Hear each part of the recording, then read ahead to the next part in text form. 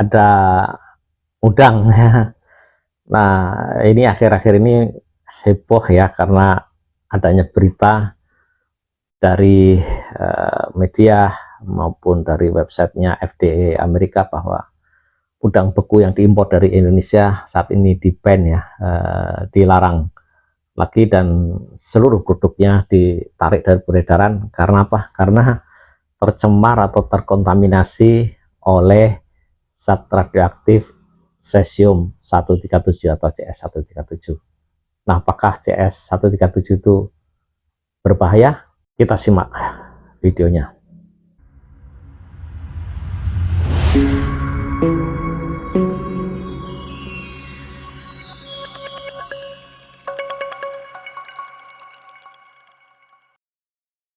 Bismillahirrahmanirrahim. Assalamualaikum warahmatullahi wabarakatuh. Jumpa lagi di Jendela Penerang, channel yang selalu mengajak kita untuk berpikir atau memikirkan kemajuan negeri menuju Indonesia Penerang. Jangan lupa untuk like, subscribe, dan komen. Thank you for joining us. Frozen shrimp sold at Walmart now under an FDA warning. The concern, a batch imported from Indonesia that tested positive for traces of radioactive material.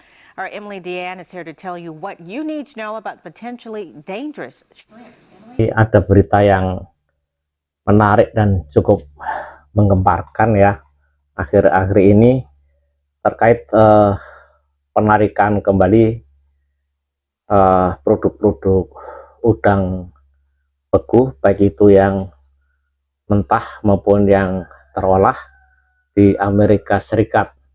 Nah, udang beku ini diimpor dari Indonesia, sehingga ini tentu akan menjadi keprihatinan bersama buat kita mengapa proses pembuatan atau proses produksi udang beku di Indonesia tidak higienis, dan yang lebih heboh lagi kenapa bisa tercemar oleh cesium 137 yang merupakan zat radioaktif buatan, bukan natural. Mari kita simak. FDA baru-baru ini telah mengadvise ataupun menyarankan kepada publik untuk tidak makan, tidak menjual, dan juga tidak menyajikan udang beku yang diimpor dari perusahaan di Indonesia. Nah, udang beku ini diimpor dari PT Bahari Makmur Sejati yang telah melanggar hukum dari Federal FDN Act atau Undang-Undang Food and Drug ya, atau kalau di sini BPOM itu ya, dan telah menyarankan untuk menarik kembali semua produk tersebut. Ini adalah berita yang dilansir dari US Food and Drug ya, di websitenya mereka. Jadi di sini memang kejadiannya pada tanggal 21 Agustus Southwind Food LLC menginisiasi ya untuk menarik kembali beberapa brand atau merek, baik yang raw ataupun mentah dan juga yang terolah atau cook frozen shrimp, udang beku. Nah, udang beku yang dikemas ya, produknya tersebut telah ditawarkan untuk dijual ya antara 17 Juli sampai dengan 8 Agustus. Jadi cukup lama juga ya berada di retailer dan juga di distributor serta pengecer-pengecer di beberapa negara bagian ya. Ini di sini dikasih inisial saja AL, AZ, CA dan seterusnya. Nah, ini karena sudah berlangsung lama tentu menjadi perhatian, dan mungkin banyak warga di Amerika Serikat yang sudah mengkonsumsi udang beku yang tercemar oleh CS137 tersebut. Ya, kemudian pada 22 Agustus 2025 ini seperti Beaver Street Fisheries LLC of Jacksonville FL juga menarik ya seluruh produk ya yang brandingnya adalah Great Value Frozen Raw Shrimp. Ini jadi produk tersebut telah didistribusikan juga di beberapa negara bagian. Nah, pada saat ini tidak ada produk yang teruji positif ataupun terindikasi untuk cesium 137 yang memasuki pasar Amerika. Kemudian FDA atau BPOM-nya Amerika bekerja sama dengan distributor dan retailer atau pengecer yang telah menerima produk dari PT BMS setelah tanggal pertama kali terdeteksi cesium 137 oleh Custom and Border Protection. Itu mungkin kalau di sini bea cukai ya, di perbatasan ya. Tetapi di bea cukai tersebut sebenarnya pengiriman tersebut tidak ada indikasi untuk CS137 ya. Nah, nih. Kemudian bersama dengan itu dengan informasi yang lain, FDA menentukan produk dari BMS telah melanggar undang-undang makanan, obat, dan kosmetik ya di federal tersebut, dan nampaknya hal itu telah dipersiapkan atau di-prepare ya, kemudian di packaging atau ya, dikemas ya, dan disimpan dalam kondisi yang kurang higienis, insanitary ya, dimana ini kemudian terkontaminasi oleh CS137 dan mungkin telah melanggar. Atau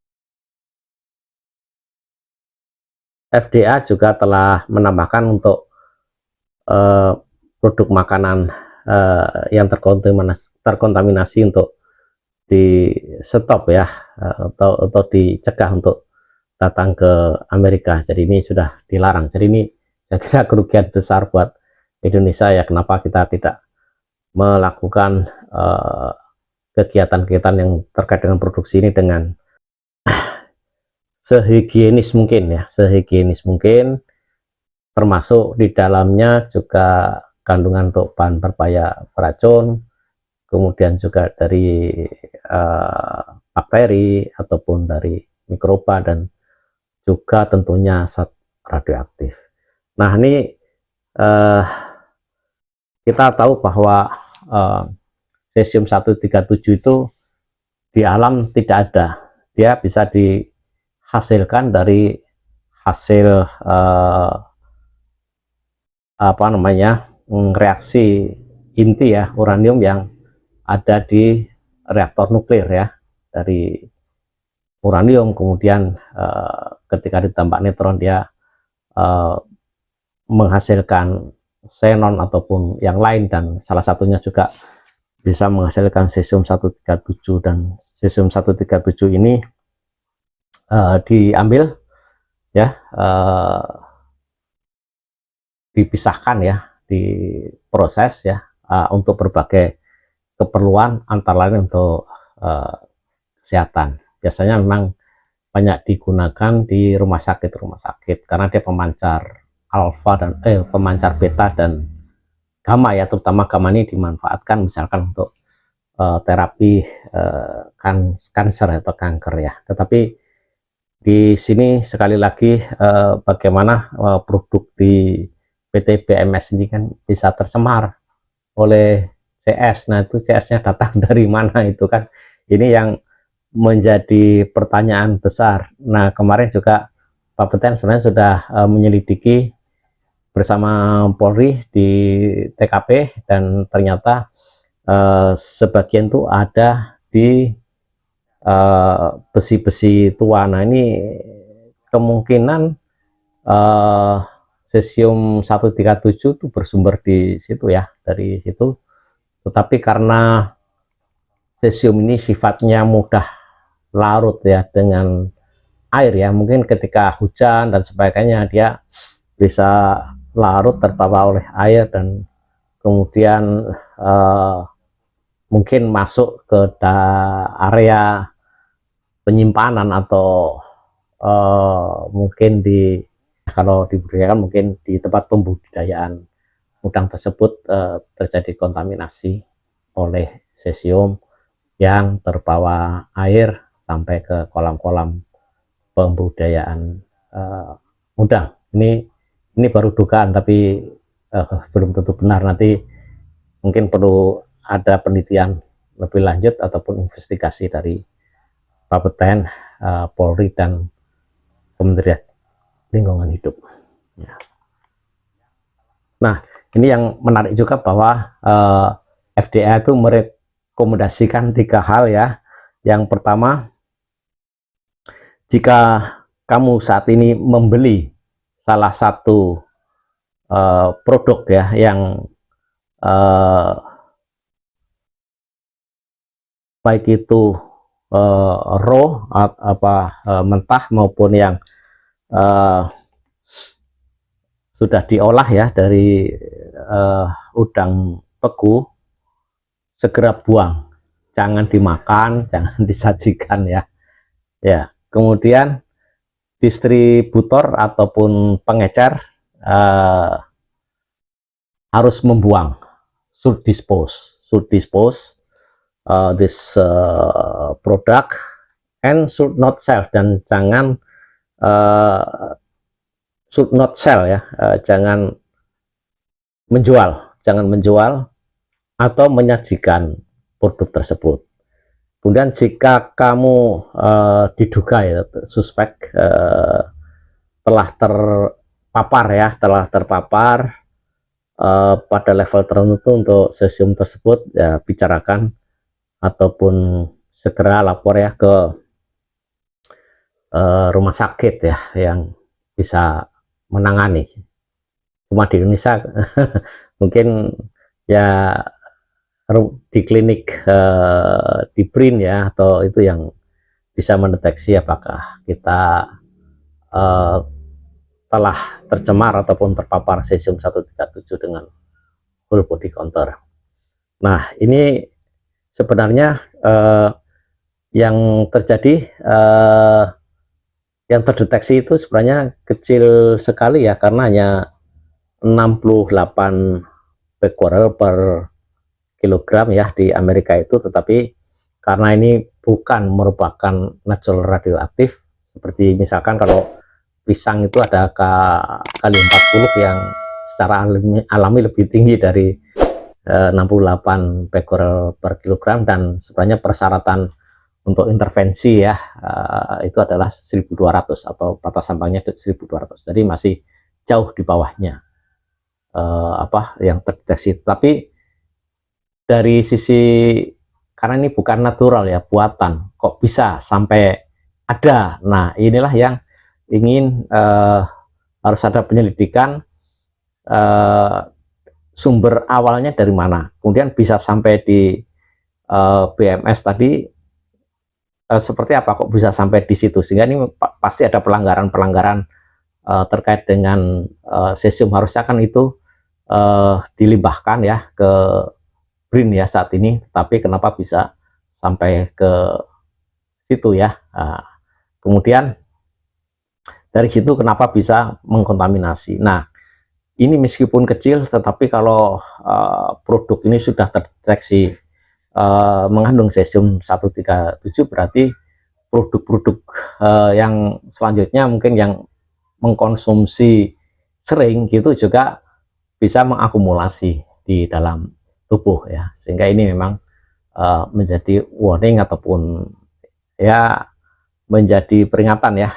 Di Amerika mungkin begitu ketat ya, jadi lebih baik prevent ataupun menghindari terjadinya kontaminasi yang secara terakumulasi oleh masyarakat atau konsumen di sana, sehingga bentuk pencegahan ini ya saya kira sudah tepat ya, dan 3 rekomendasi tersebut sudah tepat dilakukan. Sekarang tinggal Indonesia bagaimana kita menyikapinya, karena ya kalau begini terus produk-produk di Indonesia tidak akan bisa bersaing. Yang mungkin ingin saya pesankan juga adalah masalah safety culture, budaya keselamatan. Kalau kita bekerja dengan zat ataupun material yang mempunyai potensi bahaya, apalagi itu bisa ke masyarakat, maka seluruh karyawan, seluruh pimpinan itu harus menerapkan budaya keselamatan secara ketat, sehingga regulasi-regulasi itu harus dipenuhi, dan tidak mungkin ada kejadian di mana barang-barang tersebut lepas ya ke masyarakat, di tengah masyarakat tanpa terawasi dan tidak dilimbahkan sebagaimana peraturan yang berlaku. Demikian, mudah-mudahan bermanfaat untuk kita semuanya, dan ke depan Indonesia bisa lebih baik lagi untuk menjaga kualitas produk makanan yang akan diekspor. Jangan sampai terkontaminasi bahan berbahaya beracun, bakteri, ataupun juga zat radioaktif yang bisa membahayakan konsumen. Billahi taufik wal hidayah. Wassalamualaikum warahmatullahi wabarakatuh.